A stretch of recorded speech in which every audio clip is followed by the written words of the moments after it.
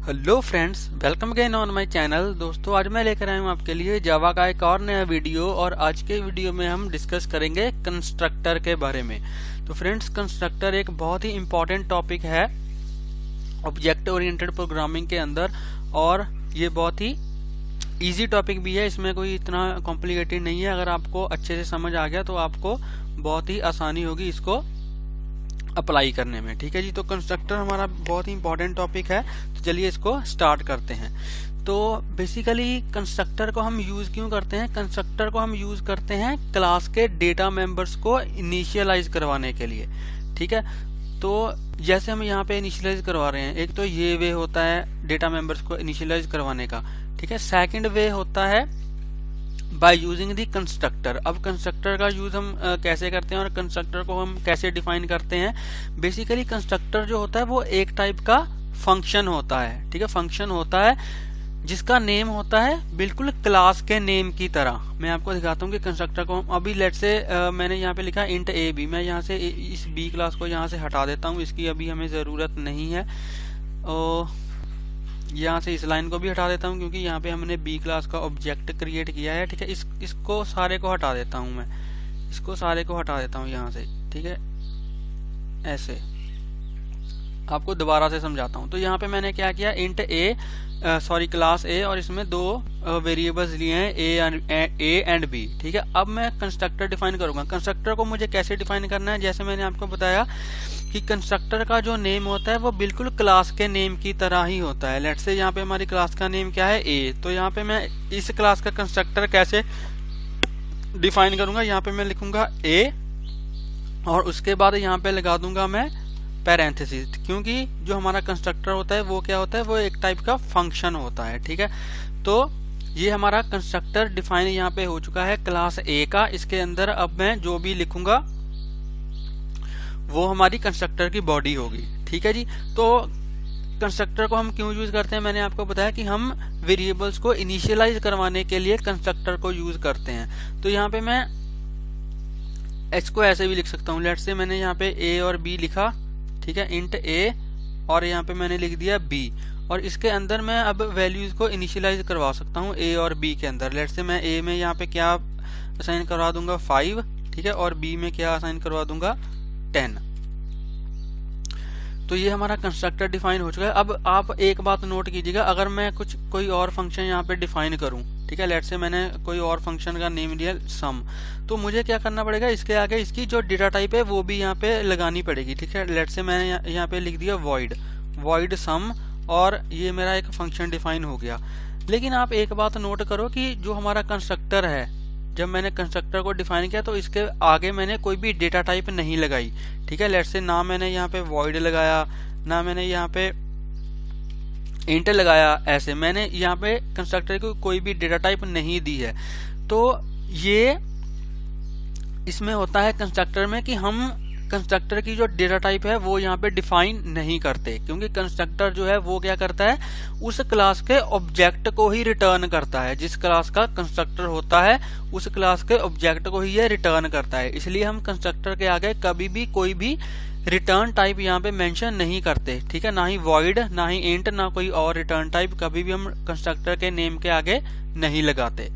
ठीक है जी, तो और ना ही हम कंस्ट्रक्टर के अंदर कुछ रिटर्न करते हैं। लेट्स से इसके अंदर हम ऐसे भी नहीं लिख सकते रिटर्न कंस्ट्रक्टर के अंदर, क्योंकि जो बाय डिफॉल्ट है कंस्ट्रक्टर वो क्लास का जो ऑब्जेक्ट है उसी को रिटर्न करता है। ठीक है जी, तो ये मैंने आपको समझाया कि कंस्ट्रक्टर और एक नॉर्मल फंक्शन में क्या डिफरेंस है।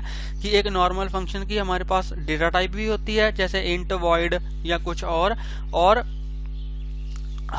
लेकिन हमारे कंस्ट्रक्टर की कोई भी डेटा टाइप नहीं होती। ठीक है जी, और जो हमारा कंस्ट्रक्टर है वो बाय डिफॉल्ट क्या करता है, हमारे क्लास के ऑब्जेक्ट को ही रिटर्न करता है। ठीक है, तो अब अगर मैं यहाँ पे लिखूं तो यहाँ पे सबसे पहले मुझे क्या करना पड़ेगा, मेन फंक्शन के अंदर क्लास का ऑब्जेक्ट डिफाइन करना पड़ेगा। तो ऑब्जेक्ट हम कैसे डिफाइन करते हैं? सबसे पहले क्लास का नेम, उसके बाद उसके ऑब्जेक्ट का नेम। ठीक है, ऑब्जेक्ट का नेम आप कुछ भी लिख सकते हो। उसके बाद इक्वल टू, फिर न्यू कीवर्ड और उसके बाद क्लास का नेम। ठीक है, और उसके बाद पैरेंथेसिस। तो ये हमारा ऑब्जेक्ट क्रिएट हो चुका है। अब जैसे ही हमारा ऑब्जेक्ट क्रिएट होता है किसी भी क्लास का, जैसे ही हमारा ऑब्जेक्ट हम क्रिएट करते हैं तो उस क्लास का जो कंस्ट्रक्टर है वो एग्जीक्यूट हो जाता है। मतलब कि उस क्लास के कंस्ट्रक्टर के अंदर हमने जो भी लाइंस लिखी हैं वो एग्जीक्यूट हो जाती हैं जब हम करते हैं क्लास का ऑब्जेक्ट क्रिएट। ठीक है, अब जैसे ही मैंने ऑब्जेक्ट क्रिएट किया तो ये वाली जो लाइंस ये चल पड़ी हैं, मतलब कि ए के अंदर 5 असाइन हो गया और बी के अंदर 10 असाइन हो गया। अब मैं इसको अगर मैं डिस्प्ले कराऊं, यहाँ पे लिखूं system dot out dot println, और इसके अंदर यहाँ पे अगर मैं लिखूं लेट्स से क्लास का ऑब्जेक्ट हमारा क्या है ओबी और डॉट ए, क्योंकि हम ए क्लास के वेरिएबल को यहाँ पे एक्सेस कर रहे हैं तो हम उस क्लास के ऑब्जेक्ट के थ्रू ही इसको एक्सेस करेंगे। ऐसे ही अगर मैं बी को यहाँ पे लिखूं तो यहाँ पे सबसे पहले मैं क्या करूंगा, इसको यहाँ से कॉपी करूंगा, कॉपी करने के बाद इसको यहाँ पे पेस्ट करूंगा और यहाँ पे मैं लिख दूंगा ओबी डॉट बी। ठीक है जी, इसको यहाँ पे मैं सेव कर दूंगा। अब हम प्रोग्राम को रन करके देखते हैं कि हमारा प्रोग्राम जो है वो एग्जीक्यूट होता है या नहीं। तो लेट्स से यहाँ पे मैं क्या करूंगा, टर्मिनल को ओपन करूंगा, तो यहाँ पे मैं लिखूंगा जावा सी, उसके बाद लिखूंगा क्लास का name which is demo dot जावा। ठीक है, प्रोग्राम को सबसे पहले हम कंपाइल करेंगे तो देखते हैं कि हमारे पास कोई एरर आती है या नहीं। तो यहाँ पे एक एरर आ चुकी है। एरर क्या है कि यहाँ पे मैंने सेमीकोलन नहीं लगाए, तो कितनी सिली सी एरर है, लेकिन डोंट वरी, इतनी एरर्स तो प्रोग्रामिंग के अंदर आती ही रहती हैं, इसमें कोई इतनी प्रॉब्लम वाली बात नहीं है। मेन बात ये होती है कि एरर तो चलो आती रहती है हमारी प्रोग्राम में, ठीक है, मेन बात ये होती है कि आप उस एरर को स्टडी करके उसको रिजॉल्व कर पाओ, ये बड़ी बात होती है। ठीक है, अगर आप किसी भी एरर को स्टडी करके उसको रिजॉल्व कर लेते तो आप एक अच्छे प्रोग्रामर हो। ठीक है, एरर्स आनी कोई बड़ी बात नहीं होती, इनको रिजॉल्व करना बड़ी बात होती है। तो अगर आप एरर रिजॉल्व करने में कैपेबल हो तो आप एक अच्छे प्रोग्रामर हो। तो अब देखते हैं कि अब हमारे प्रोग्राम में कोई एरर आती है या नहीं, लेकिन अभी तो कोई एरर आनी नहीं चाहिए, आई होप सो। तो ये देखिए अब हमारा प्रोग्राम कंपाइल हो चुका है, इसमें कोई भी एरर नहीं है। अब अगर मैं इसको रन करूं प्रोग्राम को, अब मैं इस प्रोग्राम को अगर रन करूं तो यहाँ पे हमें आउटपुट मिलनी चाहिए ए और बी की। ये देखिए ए में क्या है 5 है और बी में क्या है 10 है। ठीक है, तो जैसे ही मैंने यहाँ पे अपना ऑब्जेक्ट क्रिएट किया ए क्लास का, तो ए क्लास का जो कंस्ट्रक्टर है वो रन हो गया, मतलब ए के अंदर 5 चला गया, बी के अंदर 10 चला गया, और इसको हमने ऐसे यहाँ पे हमने प्रिंट करवा दिया। लेट्स से अगर मैं इन दोनों लाइंस को कंस्ट्रक्टर के अंदर ही यहाँ पे लिख दूं, बेसिकली वैसे कंस्ट्रक्टर को हम यूज करते हैं इनिशियलाइजेशन करवाने के लिए, लेकिन जैसे ही मैं ऑब्जेक्ट क्रिएट करूंगा क्लास का कंस्ट्रक्टर जो है वो रन हो जाएगा। मैं आपको दिखाता हूँ कि कैसे ये वर्क करता है। अगर मैं इन दोनों स्टेटमेंट्स को कंस्ट्रक्टर के अंदर ही यहाँ पे लिख दूं, ठीक है, और यहाँ से इसको हटा दूं ओबी डॉट, क्योंकि अब तो हम क्लास के अंदर ही इसको यूज कर रहे हैं, तो हमें ऑब्जेक्ट का यूज करने की जरूरत नहीं है। तो यहाँ पे आप देखो कि मैंने क्या किया, यहाँ पे मैंने अभी सिर्फ ऑब्जेक्ट ही क्रिएट किया है क्लास का, ठीक है, उसके अलावा मैंने कुछ भी नहीं किया। तो जैसे मतलब कि मुझे इन लाइंस को यहाँ पे कॉल करने की जरूरत नहीं है, या फिर मुझे कंस्ट्रक्टर को कॉल करने की जरूरत नहीं है, क्योंकि जैसे अगर हमें किसी और फंक्शन को कॉल करना पड़े, क्लास के किसी और फंक्शन को कॉल करना पड़े, तो हमें उस क्लास के ऑब्जेक्ट के थ्रू कॉल करनी पड़ती है। लेकिन यहाँ पे हम क्या कर रहे हैं, कंस्ट्रक्टर को कॉल कर रहे हैं। तो जैसे ही हमारा ऑब्जेक्ट क्रिएट होगा क्लास का, हमारा कंस्ट्रक्टर जो है वो ऑटोमेटिकली ही एग्जीक्यूट हो जाएगा।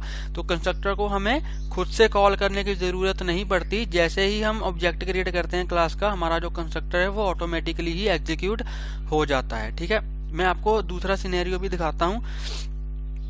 अब मैं क्या करूंगा, यहाँ पे सिंपल प्रोग्राम को कंपाइल करूंगा सबसे पहले। तो ये देखिए फ्रेंड्स, हमारा जो प्रोग्राम है वो कंपाइल हो चुका है। अब मैं इसको रन करूंगा प्रोग्राम को, तो आप देखोगे कि हमें सेम ही आउटपुट मिलेगी। ठीक है, तो यहाँ पे ये देखिए हमारा जो प्रोग्राम है वो रन हो चुका है। ये देखिए 5 और 10 यहाँ पे डिस्प्ले हो रहा है। तो यहाँ पे हुआ क्या, बेसिकली जब हमारा कंस्ट्रक्टर हमने क्रिएट किया, तो जो हमारा जब हमने अपना ऑब्जेक्ट क्रिएट किया, तो हमारा जो कंस्ट्रक्टर है वो ऑटोमेटिकली एग्जीक्यूट हो गया, और इसके अंदर जो भी लाइंस थी वो एग्जीक्यूट हो गई। तो इसलिए हमें यहाँ पे इसको कॉल करने की जरूरत नहीं होती कंस्ट्रक्टर को। जब हमारा ऑब्जेक्ट क्रिएट होता है तो हमारा कंस्ट्रक्टर भी यहाँ पे ऑटोमेटिकली एग्जीक्यूट हो जाता है।